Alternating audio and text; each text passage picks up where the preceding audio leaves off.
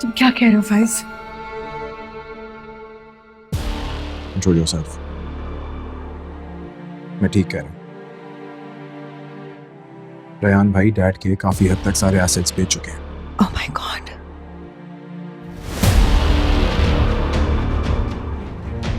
उनके सिग्नेचर्स इस्तेमाल होते रहे हैं और इवन थंबप्रिंट्स भी। व्हाट?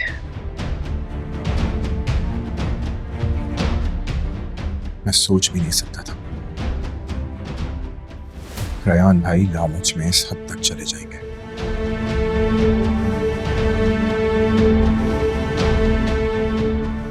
ओके फाइज, तुम्हारे डैडी अभी सदमे से गुजर रहे हैं। ओके, अभी हम उन्हें कुछ नहीं बता सकते। अभी 10 दिन में लाइबा की शादी के इवेंट्स शुरू हो जाएंगे। हम रयान और हमना की इस हरकत के बारे में किसी को भी नहीं बता सकते। ऑलराइट? ये बात अब नहीं छुप सकती मामी।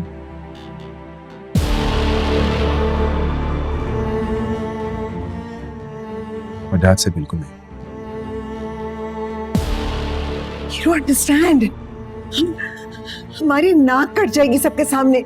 हम किसी को मुंह दिखाने के काबिल नहीं रहेंगे। हम लाइबा के ससुराल वालों से क्या कहेंगे? एक दफा लाइबा की शादी हो जाएगी फिर देख लेंगे। अभी इसकी शादी हो जाए then we deal with it. We'll deal with it.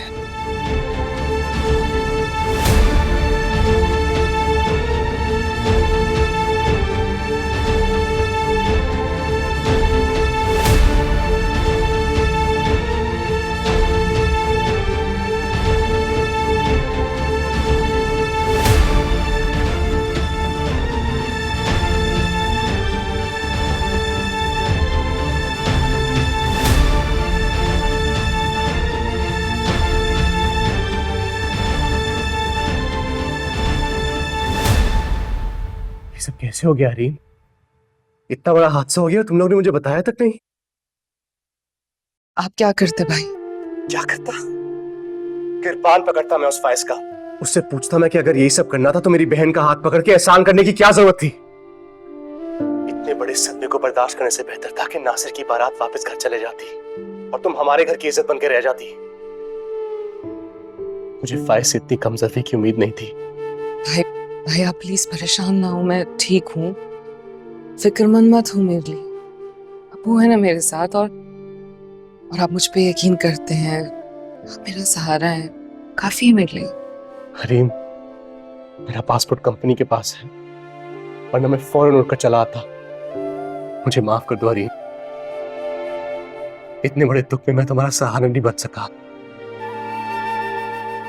भाई प्लीज परेशान मत हो, प्लीज। मैं बिल्कुल ठीक हूँ। आप बात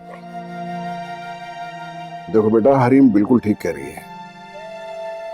तुम जिस काम के लिए वहां गए हो ना, तुम उस पर तवज्जो देने की कोशिश करो। यहाँ हम हैं एक दूसरे के लिए, और फिर अल्लाह है हमारी मदद करने वाला। और मुझे यकीन है कि वो पाक परवरदिगार मेरी बेटी को सुरखरू करेगा इंशाअल्लाह। घबराओ मत, अपने काम की तरफ तवज्जो जारी रखो प्लीज। ठीक?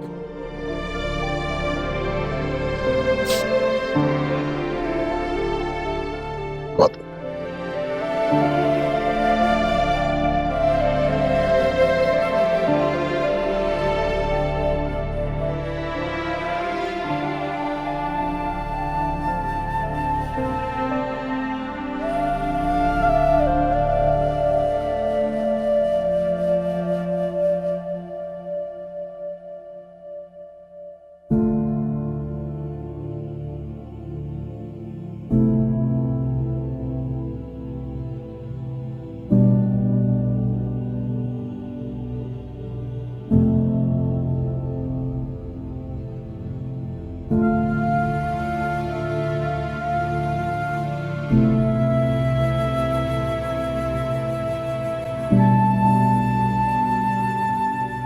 माँ, आ गया मेरा बेटा। इस वक्त क्यों सो जाते हैं आप? फिर रात में आपको नींद नहीं आती? बेटा, इस उम्र में दो ही चीजों का इंतजार होता है, एक नींद और एक औलाद। कुछ और करने को जो नहीं होता। हाँ, लेकिन एक चीज और है जिसका इंतजार होता है, मौत, वो भी दूसरों को। अरे माँ, आप उसकी फजूल बातों को सीरियस ना लिया करें। बेटा, मैं उसकी इन बातों को बिल्कुल भी सीरियस नहीं लेती। वो इस काबिल ही नहीं है, वरना मैं उसे तुमसे ज्यादा चाहती।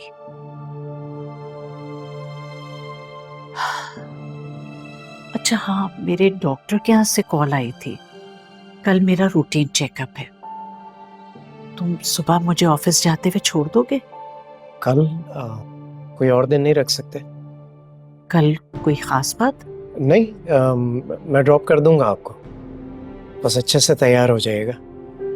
अच्छे से तैयार हो जाऊं? अरे डॉक्टर के पास जा रहे हैं, तुम्हारी दूसरी शादी पे थोड़ी। अरे माँ, आप भी ना। अरे जा रहे हो? जी। वो तो हस्बे आदत गई हुई हैं अपनी फ्रेंड्स के साथ।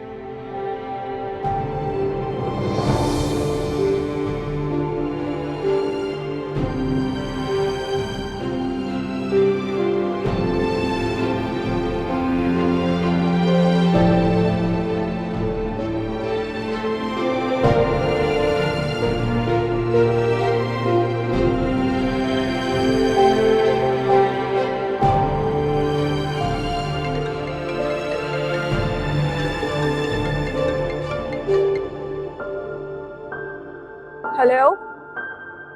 जिले माँ, तुम रिजॉर्ट पर 1-2 दिन के बाद नहीं जा सकती थी? मैंने तुमसे कहा था माँ की बर्थडे है, मिलकर विश करेंगे। माफ कर दो मुझे मुदस्सिर हसन, हर साल तुम ये बोरिंग इवेंट रख लेते हो।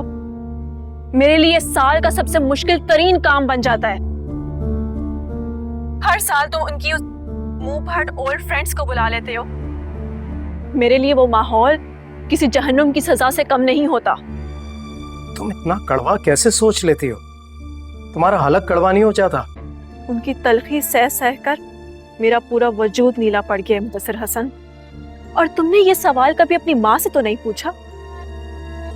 बहरहाल, मैं सिर्फ इतना चाहता हूँ कि कल तुम आ जाओ, हम माँ को साथ विश करेंगे। नो वे। लुक मुदस्सिर, मेरा बहुत अरसे बाद मेरी फ्रेंड्स के साथ कोई प्लान बना है और मैं इस फजूल से इवेंट की वजह से अपना प्रोग्राम डिस्टर्ब नहीं करूंगी। काश तुमने कभी अपने लिए मुझे बुलाया होता। मैं 2 दिन यही हूं, तुम अच्छे से बर्थडे सेलिब्रेट कर लो। Okay, bye.